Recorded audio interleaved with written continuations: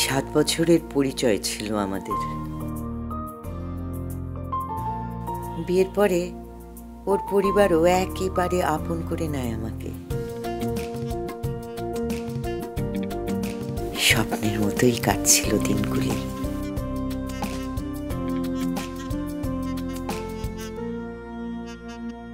বিয়ের 2 বছর পর প্রেগন্যান্সির খবরে সবাই খুব উচ্ছ্বসিত হয়।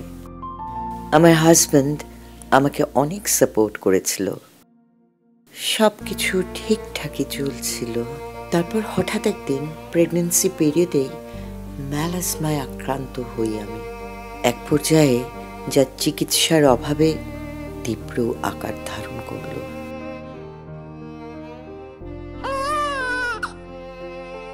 ডেলিভারির পর আমার প্রতি অবহেলা আরো বাড়তে থাকে। আস্তে আস্তে আমার পরিবার, সমাজ, সবার আসল চেহারা দেখতে পাই আমি। একদিন আমার মেয়েকে আমার কোল থেকে কেড়ে নিয়ে যায়। ওরা আমাকে বাড়ি থেকে বের করে দেয়।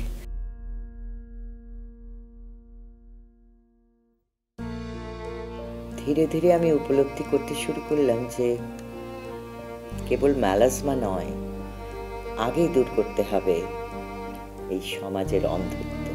মানসিক অসুস্থতা দূর করতে পারিবারিক শিক্ষা লাগে, সামাজিক সচেতনতা লাগে।